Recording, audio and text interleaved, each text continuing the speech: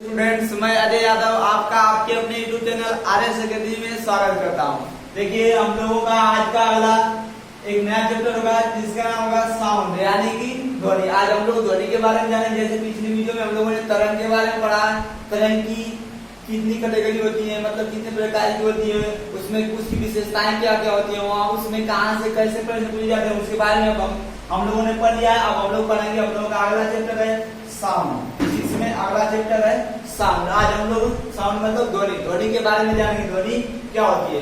तो देखिए, ध्वनि क्या होती है तो इसकी परिभाषा क्या होगी, यह कहेंगे किसे तो साउंड इज एनर्जी। साउंड में क्या है, मतलब ध्वनि क्या है? ध्वनि एक प्रकार की ऊर्जा है। ध्वनि क्या है? एक प्रकार की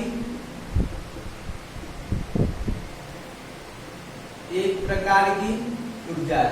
ध्वनि क्या है? एक प्रकार की ऊर्जा है। अब देखिए, जो ध्वनि है यह एक प्रकार की ऊर्जा है। अगर यह बात पूछ ली जाए कि यह उत्पन्न कैसे होती है या ध्वनि बनती कैसे है, तो ध्वनि कंपनों के द्वारा, जो साउंड होता है वह किसके द्वारा प्रोड्यूस होता है यानी कि बनता है, या किसके द्वारा उत्पन्न किया जाता है? तो ध्वनि जो होती है वह वाइब्रेशन के द्वारा उत्पन्न होती है। वाइब्रेशन या कंपन, वाइब्रेशन या कंपन के द्वारा ध्वनि का निर्माण होता है। तो अगर ऐसे प्रश्न पूछा जाए कि ध्वनि कैसे बनती है या ध्वनि जो साउंड होता है प्रोड्यूस कैसे होता है, ध्वनि बनती कैसे है, तो ध्वनि कैसे उत्पन्न होती है? वाइब्रेशन से यानी कि कंपन द्वारा उत्पन्न होती है। तो ध्वनि क्या है? एक प्रकार की ऊर्जा है और उत्पन्न कैसे होती है? कंपन द्वारा उत्पन्न होती है। अब देखिए, जो ध्वनि होती है ये क्या होता है, जैसे मान लीजिए अगर हम कुछ कहना चाहते हैं, हम क्या करते हैं, हम कुछ कहना चाहते हैं तो हमारे अंदर से एक फोर्स कार्य करता है। और वो क्या करता है? फोर्स करता है हमें। तो हम क्या करते हैं, जब हम बोलते हैं तो हमारे गले में होती है एक वाक् तंतु, या जिसको हम कहते हैं वोकल कार्ड्स। वोकल कार्ड्स जिसको हम क्या कहेंगे? स्वर तंत्र कहते हैं। स्वर तंत्र। तो जो क्या होता है, जब वो फोर्स करता है तो हमारे गले में होता है वोकल कार्ड्स यानी कि स्वर तंत्र। अब क्या होता है कि वो प्रोड्यूस करता है, नीचे से क्या करता है? बल प्रेरित करता है हमें कुछ कहने के लिए। जब हम क्या करते हैं, जब हम कहते हैं तो हमारे गले में ऐसे पाई जाती है, इस आकार की होती है, ऐसे इस आकार की होती है। जब क्या करते हैं, जब हम बोलते हैं तो वो उसका जो मुंह होता है क्या होता है? ऐसे थोड़ा फैल जाता है। अब वहां से फिर क्या होता है? वहां से कंपन उत्पन्न होता है। क्या उत्पन्न होता है? वाइब्रेशन या कंपन उत्पन्न होता है। जब कंपन उत्पन्न होता है तो वही क्या है? जब बाहर निकलता है तो वही ध्वनि का रूप ले लेता है। तो देखिए, कई बार इसी से प्रश्न बन चुका है कि जो स्वर तंत्र होता है या वोकल कार्ड्स होता है, इसकी लंबाई मनुष्य में कितनी होती है? यानी कि जो अगर पुरुष की बात करें, मेल की बात करें, पुरुष या मेल की बात करें तो मेल में इसकी लंबाई कितनी होती है? तो मेल में स्वर तंत्र यानी कि वोकल कार्ड्स की लंबाई होती है, इसकी लंबाई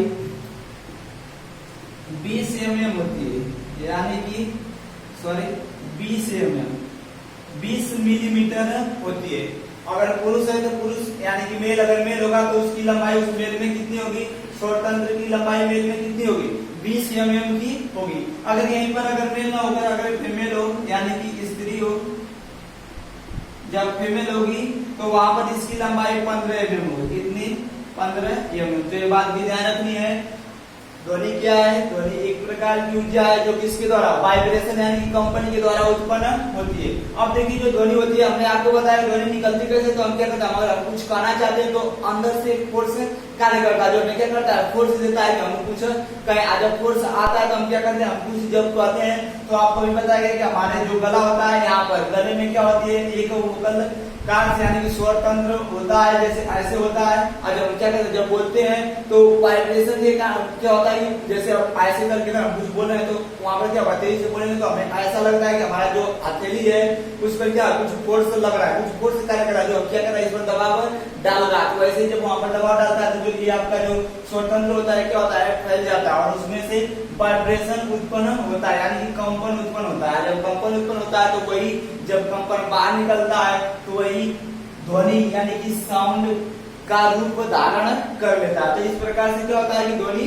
निकलती, जब वो निकल जाता है कंपन तो क्या हो जाता है? वो ध्वनि का रूप धारण कर लेता है। अब आपको बताया गया कि जो वोकल कार्ड्स है यानी कि स्वर तंत्र, वह अगर पुरुष में अगर पूछा जाए कि मेल में उसकी लंबाई कितनी होती है तो कितनी होती है? 20 mm यानी कि 20 मिलीमीटर होती है। फीमेल में 15 मिलीमीटर है उसकी लंबाई होती है।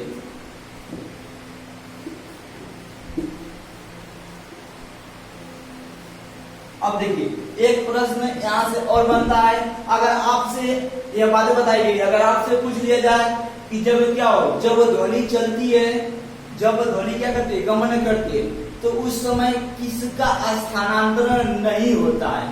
जब ध्वनि क्या करती है, गमन करती है, तो जब ध्वनि गमन करती है तो उस समय किसका स्थानांतरण नहीं होता है। तो आपको बताएगा कि जब ध्वनि गमन करती है तो उसमें क्या होता है कि जो, जैसे आपको बताया, जैसे यहाँ पर देखते हैं एक कण है, हम क्या करेंगे, यहाँ से आवाज अगर निकालेंगे तो मान लीजिए हमने क्या किया, हम यहाँ से कोई आवाज निकालना है ना, तो ये क्या करेगी, ये इसको फोर्स करेगी, ये इसको फोर्स करेगी, वो उसको फोर्स करेगा ऐसे। अब ये क्या करेगा, पहले ये वाला जो है, ये पहला वाला दूसरे वाला को जाकर टक्कर देगा, मतलब ये अपने स्थान से आकर यहाँ पर आएगा, और यहाँ पर आएगा तो इसको फोर्स करेगा या इसको शक्ति देगा। और जब यहाँ से इसको शक्ति देगा, इसको शक्ति देने के बाद अब क्या करेगा, ये आगे बढ़ेगा, और ये वाला दूसरा जो आगे बढ़ेगा, ये फिर से वापस पहले वाला अपने स्थान पर चलाएगा, फिर ये इसको टक्कर देकर फिर अपने पहले स्थान पर चलाएगा। जैसे मान लेते हैं एक लाइन है, कुछ लोग इसमें खड़े हुए हैं, अभी क्या हुआ कि इधर से धक्का लगा, तो जो पहला वाला व्यक्ति है क्या किया, धक्का दिया पीछे से, तो जब धक्का देगा तो सभी लोग क्या हो जाएंगे, ऐसे हो जाएंगे, एक में एक हो जाएंगे। लेकिन क्या होगा कि जो ही फिर से, अब मान लीजिए पीछे से आगे से कोई बोला कि तुमने मुझे धक्का क्यों दिया, तो पीछे वो लोग क्या करेंगे, जब उसने कहा तो सभी लोग फिर से सही होंगे, और जब सभी लोग सही होंगे तो लाइन वाला जो है वो आगे जो गया था धक्का मार देकर वो क्या होगा, अपने स्थान पर चलाएगा, सभी लोग अपने स्थान पर चले आएंगे, वापस फिर से क्या होगा, सभी लोग अपने स्थान पर वापस फिर से चले आएंगे। आई बात समझ में। तो ये स्थिति यहाँ पर भी होती है।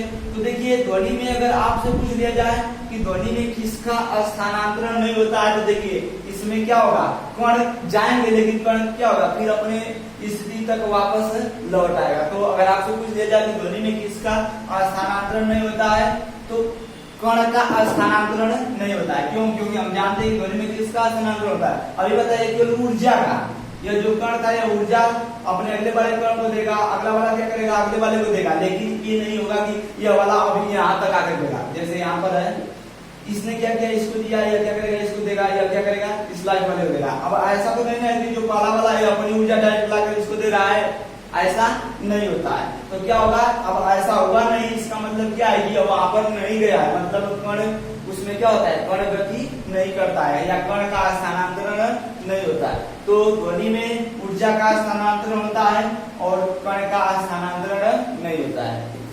अब देखिए आगे बढ़ते हैं। तो अभी ध्वनि के बारे में हमने जाना कि ध्वनि क्या होती है, अभी ये कैसे गमन करती है, अभी आपको बताया गया कैसे गमन करती है, कैसे उत्पन्न होती है, ये भी बताया गया। वाइब्रेशन के द्वारा यानी कंपन के द्वारा क्या होती है, उत्पन्न होती है। अब देखिए जो ध्वनि है, ध्वनि को बांटा गया है, ध्वनि तरंगों को बांटा गया है आवृत्ति के आधार पर।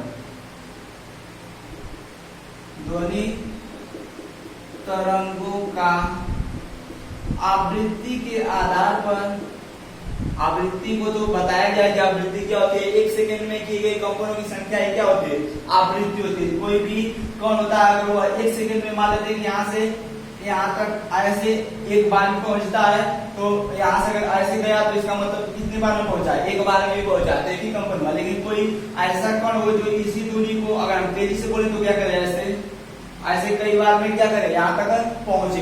तो यहाँ पर कितना कंपन किया, एक कंपन किया, लेकिन यहाँ पर कितना किया, 1 2 3 कंपन किया। यहाँ पर कितना कंपन किया, 2-3 कंपन किया। यहाँ पर ना, इसका मतलब उससे क्या है, यहाँ पर अधिक है। तो एक सेकंड में कोई भी कण एक सेकंड में जितना कंपन करता है वही क्या होती है, आवृत्ति कहलाती है, यानी कि फ्रीक्वेंसी वही होती है। तो यहाँ पर बताया गया कि ध्वनि तरंगों का आवृत्ति के आधार पर वर्गीकरण, आधार पर वर्गीकरण।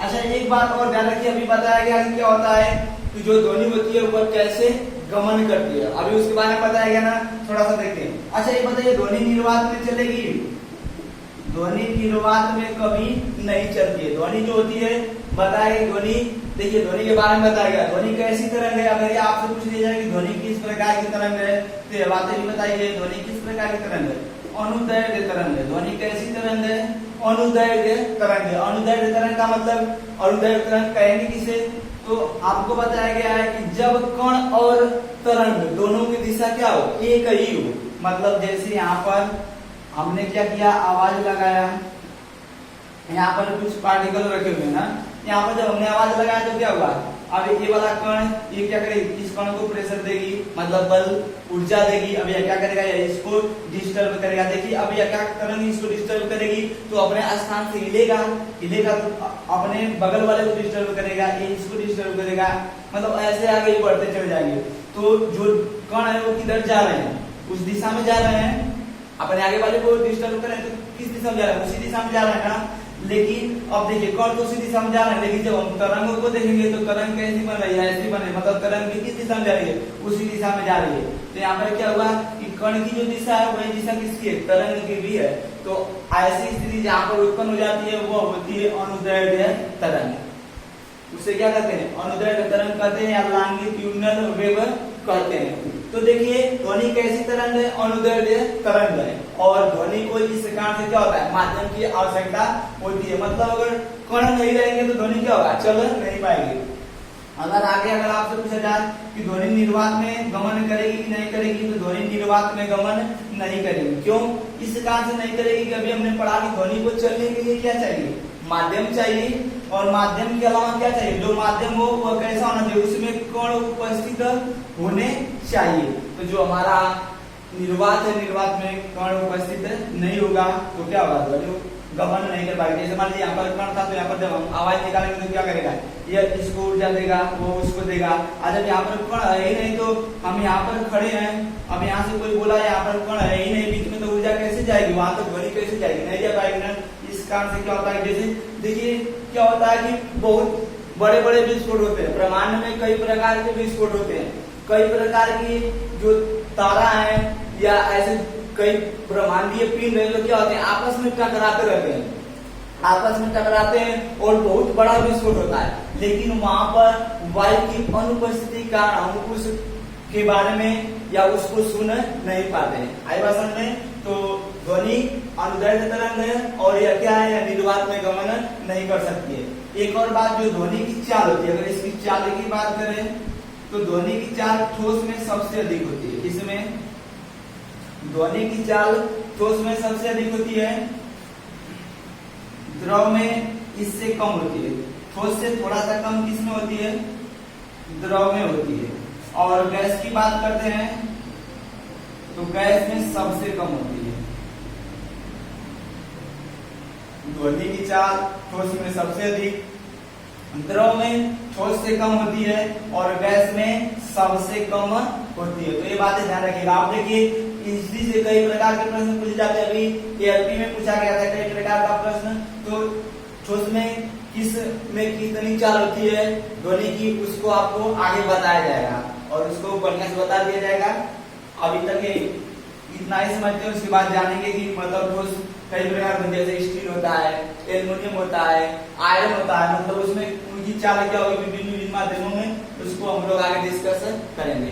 तो देखिए यहाँ तक आते हैं ध्वनि तरंगों का आवृत्ति के आधार पर वर्गीकरण, यानी कि आवृत्ति के आधार पर क्या किया गया, ध्वनि तरंगों को बांटा गया। देखिए यहाँ पर ध्वनि तरंगों को हम क्या कर सकते हैं, यांत्रिक तरंगे कर सकते हैं, कर सकते हैं। क्यों, क्योंकि यांत्रिक तरंग किसे करते हैं, वे तरंगे जिनको गमन करने के लिए क्या होता है, माध्यम की आवश्यकता होती है, वही क्या कहलाती है, यांत्रिक तरंगे कहलाती हैं। तो भैया ध्वनि कैसी तरंग है, अभी तो किसी को भी तो माध्यम की आवश्यकता होगी, तो जब इसको भी माध्यम की आवश्यकता होगी तो इससे हम क्या कर सकते हैं, यांत्रिक तरंग कह सकते हैं और अनुदैर्ध्य भी कह सकते हैं। क्यों, क्योंकि अनुदैर्ध्य में भी क्या होता है, जो ध्वनि होती है या जो इसके कण होते हैं ना, मतलब कण और तरंग की दिशा दोनों क्या होती है, सेम होती है और उसमें भी माध्यम की आवश्यकता होती है। तो देखिए यहाँ पर तरंगों को तीन रूपों में बांटा गया, मतलब तीन भागों में बांटा गया है। कितने भागों में बांटा गया है, तीन भागों में बांटा गया है। पहला है श्रव्य, श्रव्य तरंग, यानी कि सोनिक या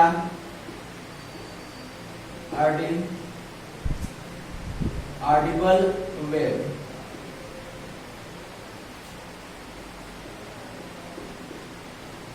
दूसरा अपश्रव्य अपश्रव्य यानी कि इंफ्रासोनिक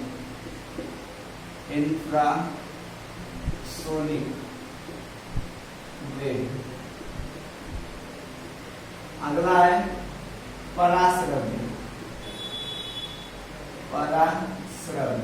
अब देखिए अगला क्या है, लास्ट वाला तीसरा है, पहला था दूसरा तीसरा है पराश्रव्य यानी कि अल्ट्रासोनिक वेव।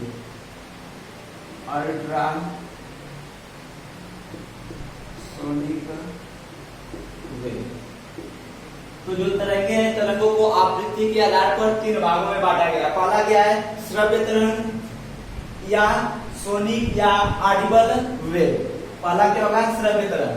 दूसरा अपश्रव्य तरंग यानी कि इंफ्रासोनिक वेव।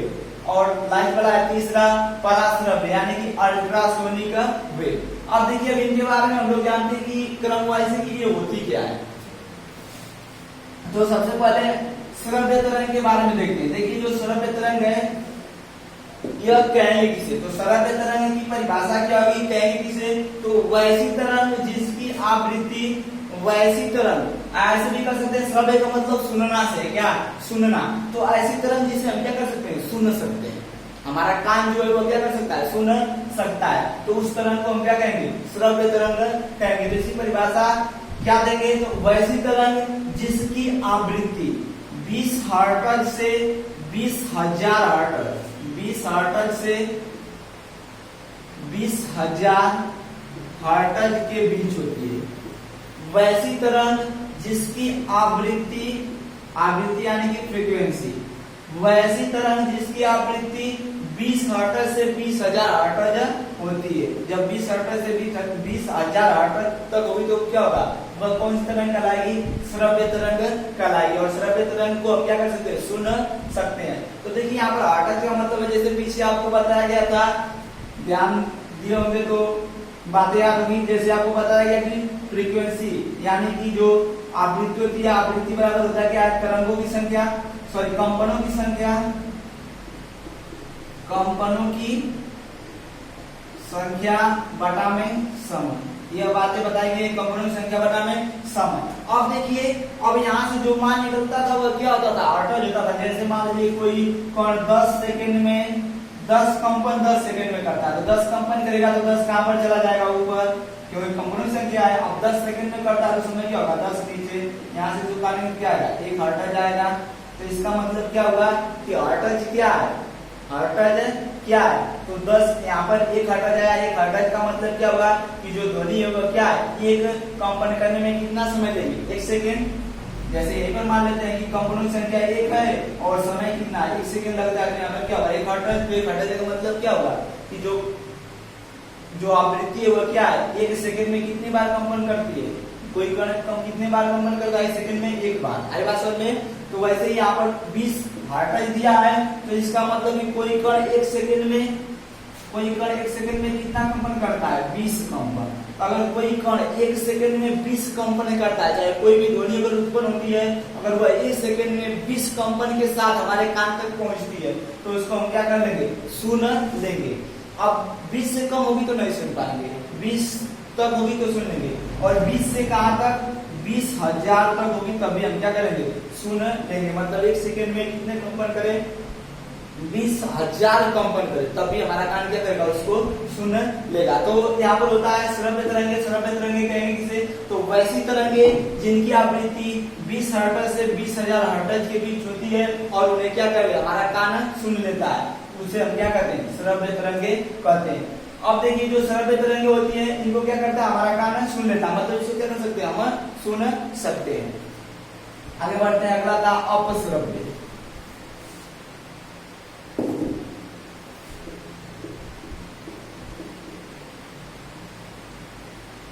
अपश्रव्य यानी कि इंफ्रासोनिक। देखिए जो अपश्रव्य है, अपश्रव्य तरंग कहेंगे किसे, तो देखिए अपश्रव्य तरंग किसे कहेंगे, वैसी तरंग जिनकी आवृत्ति, अभी बताया गया श्रव्य तरंग की आवृत्ति, उसकी सीमा क्या है।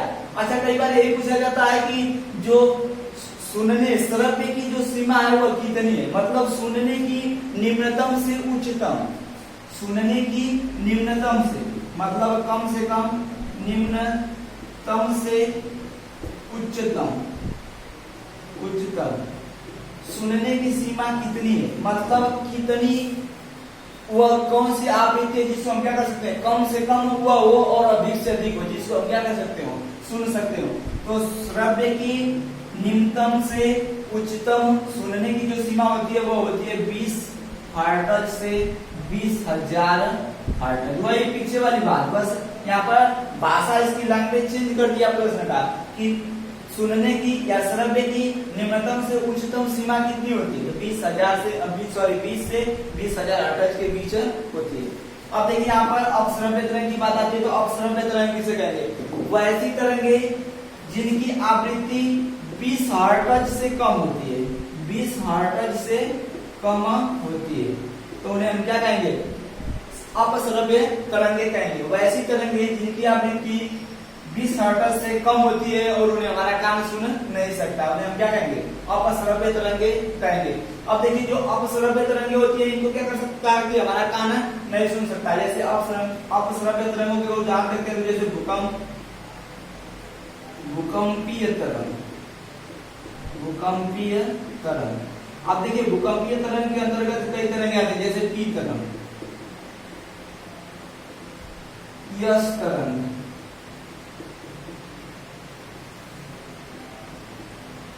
लव तरंग, या इसको यल तरंग भी कहते हैं, यल तरंग। अब देखिए भूकंपीय तरंगों के अंतर्गत आते हैं, ये जितने भी तरंगे होती हैं ये अपश्रव्य होती है। क्या होती है, अपश्रव्य तरंगे होती है। ये कैसी तरंगे होती हैं, अपश्रव्य तरंगे होती है। अब देखिए अपश्रव्य तरंगे अभी आपको बताइए कि इनकी आवृत्ति कितनी होती है, 20 हर्ट्ज से कम होती है, मतलब इनको हम सुन नहीं सकते, इनको महसूस हम नहीं कर सकते। तो जैसे आपको उदाहरण बताएगा भूकंपीय तरंगे, भूकंपीय तरंगों को क्या कर सकते हैं, हम सुन नहीं सकते हैं। लेकिन अगर देखिए जैसे यहीं पर इनकी अगर बात करते हैं तो इनको तो हम सुन नहीं सकते हैं, क्यों, क्योंकि इनकी आवृत्ति कितनी है, 20 हर्ट्ज से कम है। लेकिन इन सभी तरंगों को एक जानवर है जो सुन सकता है, और वह है डॉग, यानी कि कुत्ता।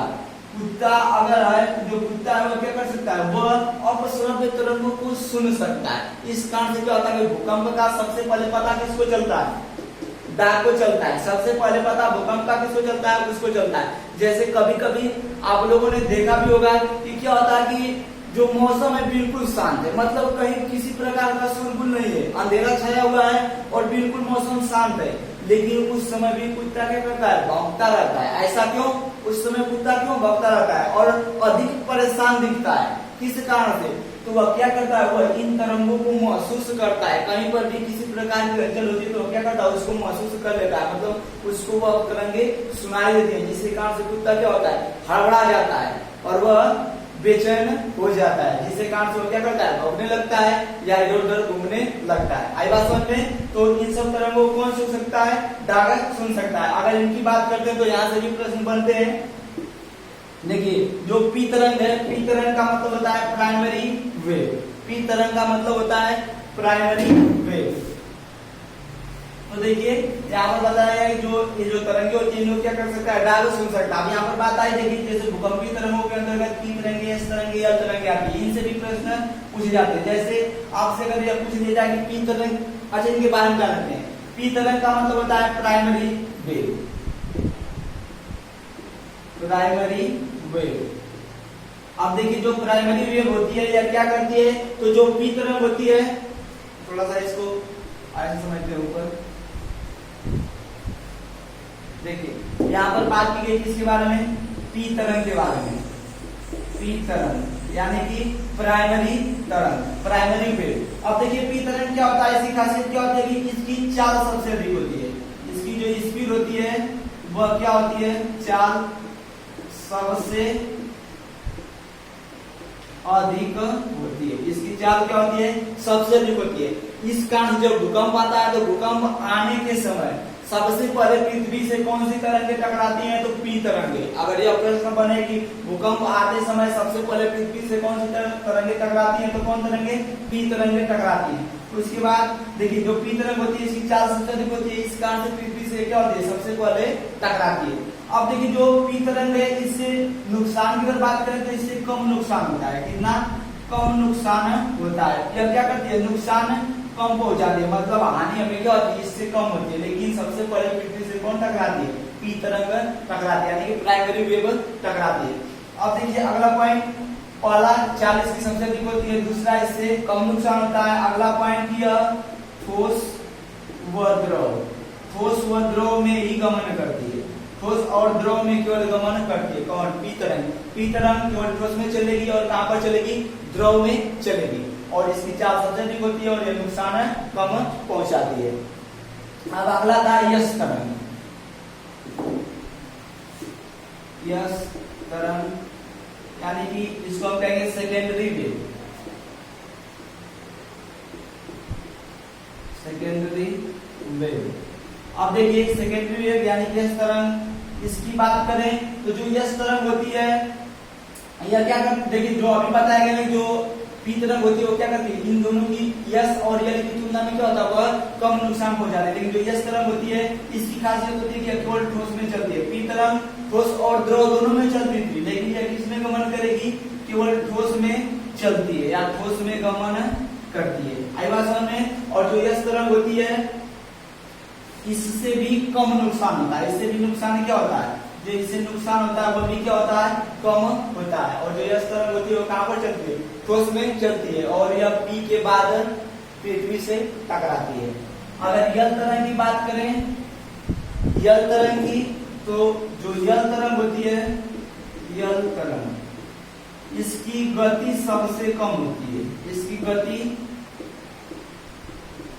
सबसे कम होती है। आप देखिए पी तरंग की सबसे अधिक, लेकिन यल तरंग की गति सबसे कम होती है। लेकिन एक बात ध्यान रखने योग्य है, इसकी गति तो सबसे कम होती है, लेकिन सबसे ज्यादा नुकसान यही पहुंचाती है। तो सबसे ज्यादा नुकसान कौन पहुंचाती है, अगर सबसे ज्यादा नुकसान की बात आए, अधिक नुकसान की बात आए, तो सबसे अधिक नुकसान कौन पहुंचाती है, यल तरंगे पहुंचाती है। अधिक नुकसान, अधिक नुकसान कौन पहुंचाती है, यल तरंगे पहुंचाती है। तो आशा है ये बातें आप लोगों को समझ में आई होंगी। तो अब श्रव्य तरंगों के बारे में हमने जाना कि श्रव्य तरंगे क्या होती हैं, जिनकी आवृत्ति 20 हर्ट्ज से कम होगी। उसके बाद अगला था पराश्रव्य, पराश्रव्य तरंगे। अब देखिए पराश्रव्य तरंगे यानी कि अल्ट्रासोनिक वेव, अल्ट्रासोनिक वेव। अब देखिए जो पराश्रव्य तरंगे किन्हें कहेंगे, तो वे तरंगे जिनकी आवृत्ति 20,000 हर्ट्ज से अधिक होती है। वे तरंगे जिनकी आवृत्ति 20,000 हर्ट्ज से अधिक होती है उन्हें हम क्या कहेंगे, पराश्रव्य तरंगे कहेंगे। आपको बताया गया कि श्रव्य की सीमा कितनी है, मतलब वह कौन सी तरंग है जिसको हम सुन सकते हैं, श्रव्य तरंग, और उसकी जो सीमा वह कितनी थी, 20 हर्ट्ज से 20,000 हर्ट्ज के बीच थी।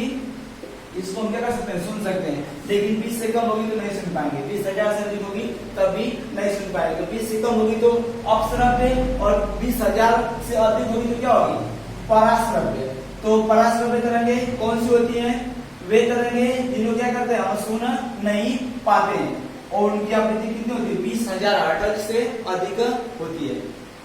अब देखिए जो पराश्रव्य तरंगे होती है इनकी आवृत्ति 20,000 हर्ट्ज से अधिक होती है।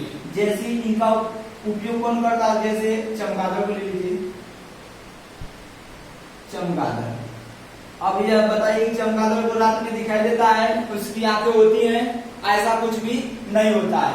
देखिए चमगादड़ क्या करती है, चमगादड़ पराश्रव्य ध्वनि, पराश्रव्य तरंगे छोड़ती है। कौन सी तरंगे, पराश्रव्य तरंगे छोड़ती है, पराश्रव्य तरंगे छोड़ती है। इसके माध्यम से क्या होता है कि कोई भी जो इससे तरंगे निकलती है, क्या होता है, इसके पास मतलब इसको रात को दिखाई नहीं देता, लेकिन जो तरंगे निकलती है वो क्या करती है, अगर रात में उड़ रही होती है तो इसके आंख से ऐसे तरंगे निकलेंगी और वह क्या करेंगी, सामने जाएंगी, और कोई भी पार्टिकल या कोई भी वस्तु रखी रहेगी, अगर सामने से अगर टकराकर फिर से प्रतिध्वनि के रूप में, मतलब फिर से टकराकर प्रतिध्वनि के रूप में आ जाएंगी तो इन्हें महसूस हो जाता है आज सामने कोई रुकावट है।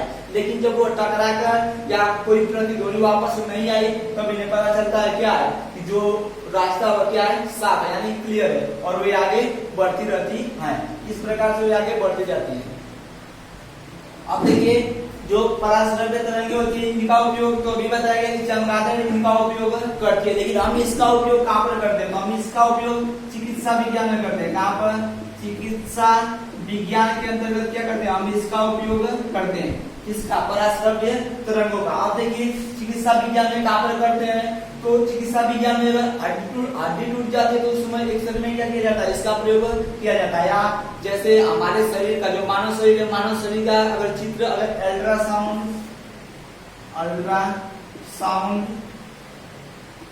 अल्ट्रासाउंड जब किया जाता है तो उस समय शरीर का जो भी चित्र दिखाया जाता है उसको उसमें भी किसका प्रयोग किया जाता है, उसमें भी पराश्रव्य तरंगों का उपयोग किया जाता है। और जो ये अल्ट्रासाउंड होता है ना, ये हमारी प्रक्रिया कहीं किया जाती है, तो देखिए इसका प्रयोग कहाँ पर किया जाता है, चिकित्सा विज्ञान में मानव शरीर की जो भी भाग है उनकी चित्र को अल्ट्रासाउंड के रूप में दिखाने में यह काम आती है। अब जो अल्ट्रासाउंड किया जाता है इसको कहा क्या जाता है, इसको कहा जाता है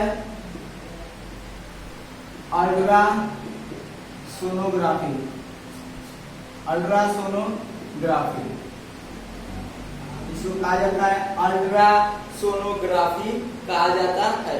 अब देखिए यह बातें बताई गई तो मुझे आशा है कि बातें आप लोगों को समझ में आई होगी। अच्छा एक बात ध्यान रखनी होगी, यह भी है कि जो यश तरंग के बारे में बताया गया ना, पी तरंग के बारे में और यश तरंग के बारे में, तो एक बात यहाँ से ध्यान रखिएगा कि जो पी तरंगे होती है यह अनुदैर्घ्य तरंगे होती है। कैसी, अनुदैर्घ्य तरंगे होती है, यानी कि यह जैसे ध्वनि गमन करती है, मतलब इसके जो कण का विस्थापन होगा और जो तरंग की दिशा होगी दोनों क्या होगी, एक ही होती है। तो पी तरंगे कैसी होती है, अनुदैर्घ्य तरंगे होती है। लेकिन जो यश तरंगे होती है ये अनुप्रस्थ तरंगे होती है। यश तरंगे कैसी होती है, अनुप्रस्थ तरंगे होती है। तो मुझे आशा है ये बातें जो भी आप लोगों को बताई गई ये समझ में आई होगी। अगर देखिए अब यहाँ पर जो भी बातें बताएंगे, अब इससे आगे जो भी बात होगी अब हम लोग अगले वीडियो में जानेंगे। यहीं पर हमारा क्लास ओवर होता है। अगर जो भी बातें आप लोगों को बताइए अगर ये अच्छी लगी हो तो लाइक वीडियो को जरूर करें और शेयर और सब्सक्राइब भी चैनल को जरूर करें। इस वीडियो को देखने के लिए धन्यवाद।